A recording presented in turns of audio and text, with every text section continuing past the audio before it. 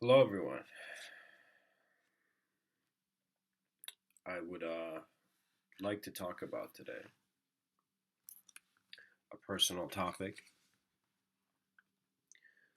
but also a topic which must be spoken. And the reason I'm making it is as a reference of one human being's experience, my experience, to anyone else who is open to seeing this and to hopefully learn from it. The name of the talk is Different Avenues of Hope. And so there is a focus on hope. And when we begin to look at what hope is, we at first need to analyze what our most immediate idea of hope is.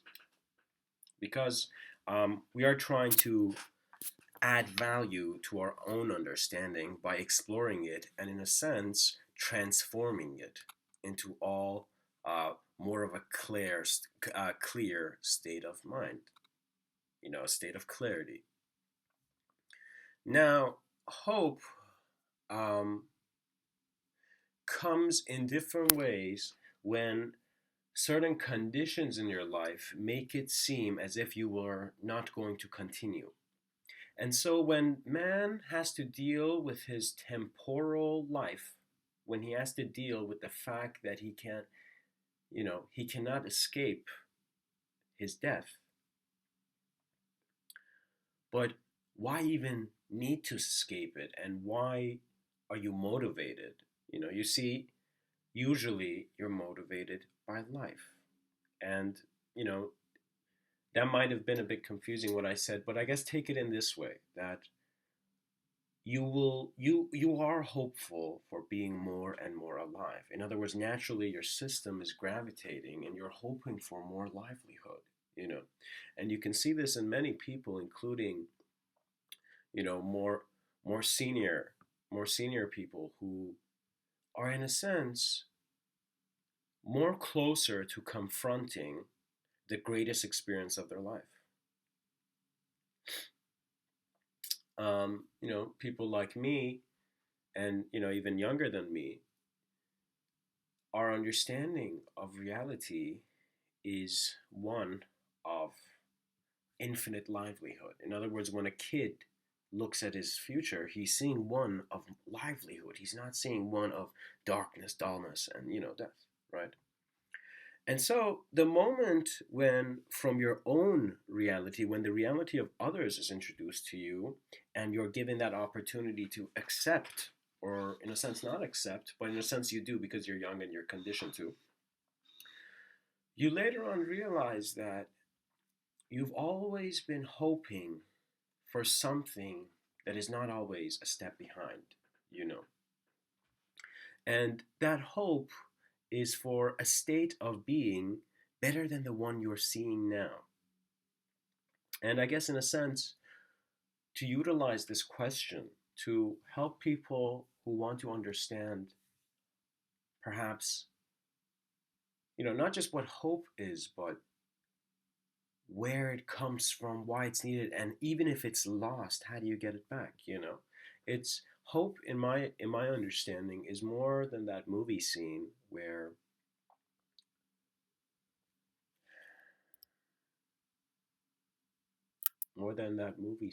you see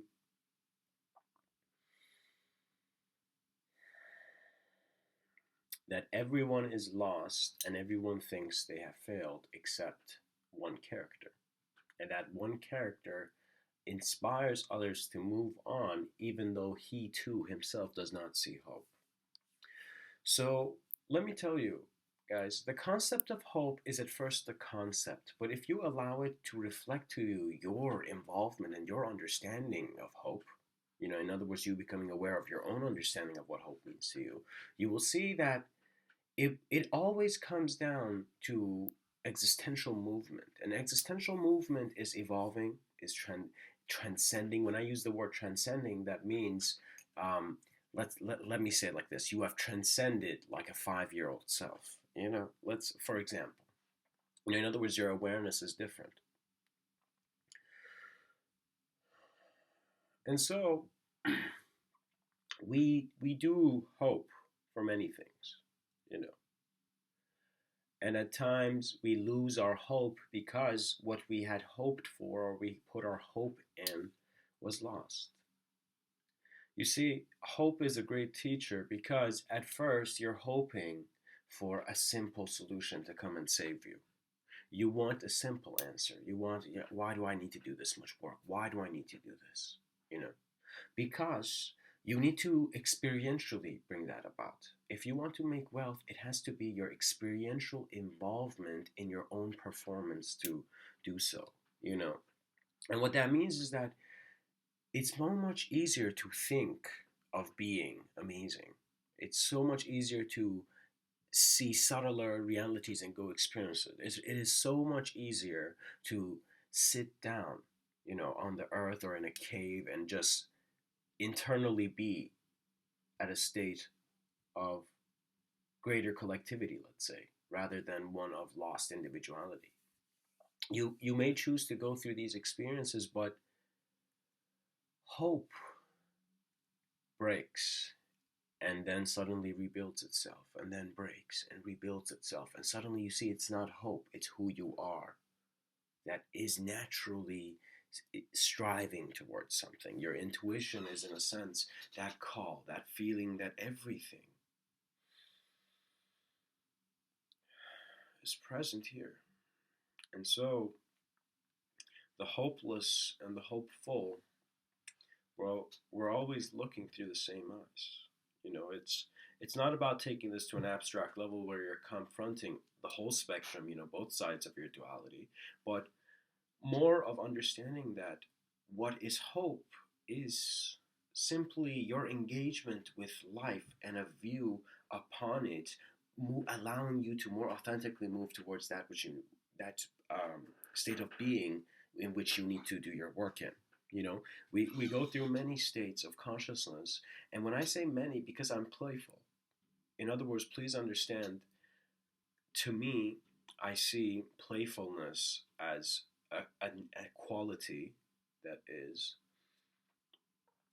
you can call it divine, you could call it whatever, but it is beyond. And what that means is that it is not out of a serious remark in which the universe was created. It was out of a playful remark. Because the playfulness that is meaningless to that person who is serious, is actually the intelligence that knows by not knowing. And that is where you simply see a very great view. So ask yourself, why do I need hope? Do I have hope? Is hope something to have? Is hope something to hold? Is it shaped? And I will always tell you, it will point to existence. And you will really see that, in a sense, the concept of hope doesn't exist in the way you think it does. The reason sometimes people dramatize is that it's not even from them. Drama originates from a lack of seeing the full picture of what is going on with you at that moment. Similar with anger, and because you're not aware of the whole thing, you are certain that you are aware of the whole thing, because you're not aware, you don't know, and what I've noticed about anger, because a lot of people who are hopeless are very angry as well, and what I've noticed about anger is that it is your creation. In other words, it's your Frankenstein that's like going around. I mean, if you create a weird creature, like just like that doctor, you shouldn't have it running around at the town. It could scare some kids. It could scar lives. Or at the same time, it could inspire. I don't know, but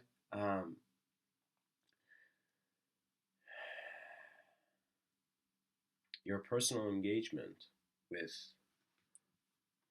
what you perceive is more important than anything else.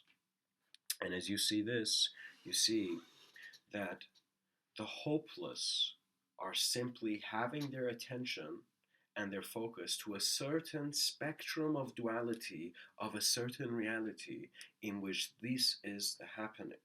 So some of our greatest leaders were ones of various consciousness than the average human being. In other words, you see a great man, you see it's as if his mind is open to the world, as if the world is talking through him. And when you have that moment, you see natural communication is always the greatest communication ever because it's naturally there, you know. Scientists and, many people who, in a sense, are brilliant in working with separation, but terrible at seeing the workings of non duality and non separation in regards to an experiential form. These people, in a sense, begin to give hope many levels. What that means is that when you look at the concept of hope in our society and everywhere, you simply see that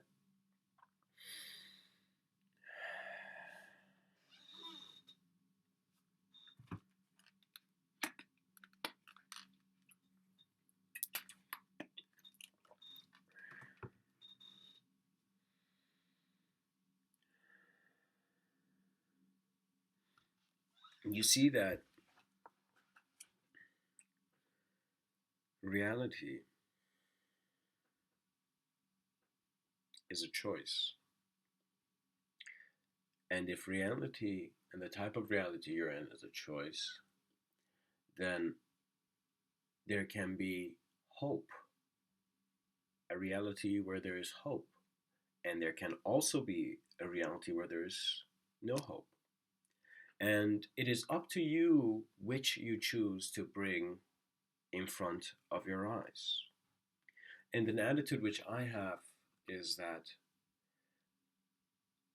man's biggest problem is doesn't have trust in his eyes. You don't have trust in your vision. You're not certain about exactly what you're looking at. And even if you do feel certain, it is not based on your certainty, it's based on a rationality written in externally. In other words, someone else is explaining to you why that is and you're agreeing, you know? But still, it's not that you know it. Agreement is a temporal knowing, but afterwards there are greater questions. So again, there's a question. And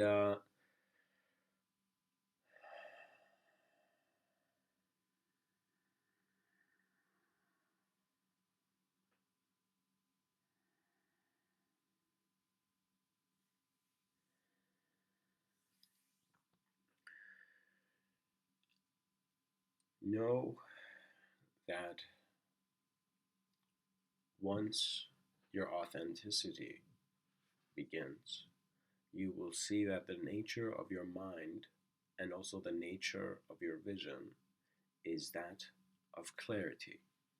Clarity has one meaning based on the definitions that we know, based on language, but also it is also inconceivable at some point, unspeakable.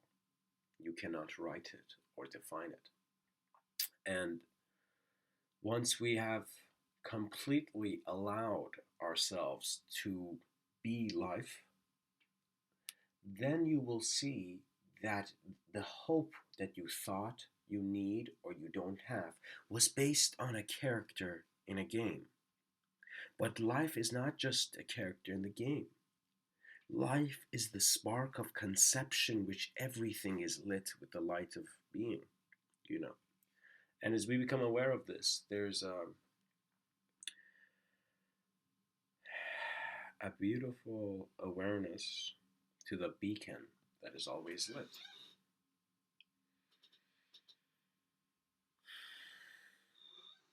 A beacon which illuminates all that is.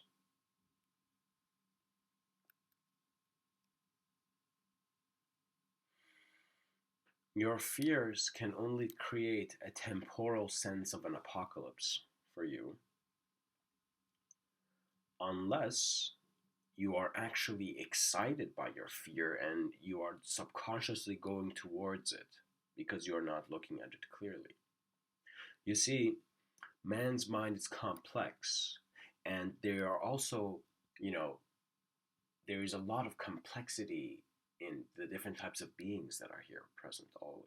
So also, and we see that man's mind is a complexity that is trying to become aware of itself, and it doesn't know who is aware of itself, and that don't know is the only answer that you can have, because if you have any answer you will not trust it. That's the problem. So trust the don't know, because once you say I don't know, you stop your search. It is very beautiful actually. It's like it's this the in a sense what they call the spiritual search, or the longing, or that search for your going within. It doesn't even have to be spiritual search, but that existential longing you have to find your beloved, which is everything in a sense. And you know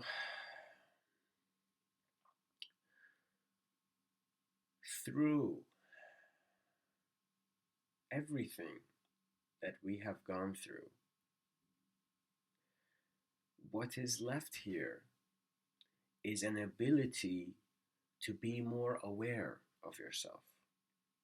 That is what life has given you so much, so far, a certain range of self-awareness.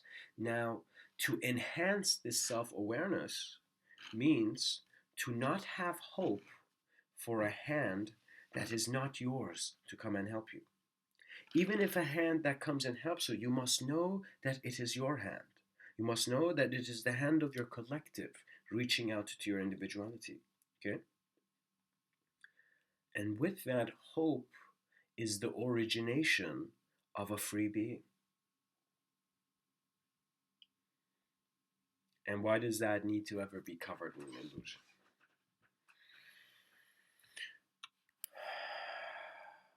Much blessings and namaste.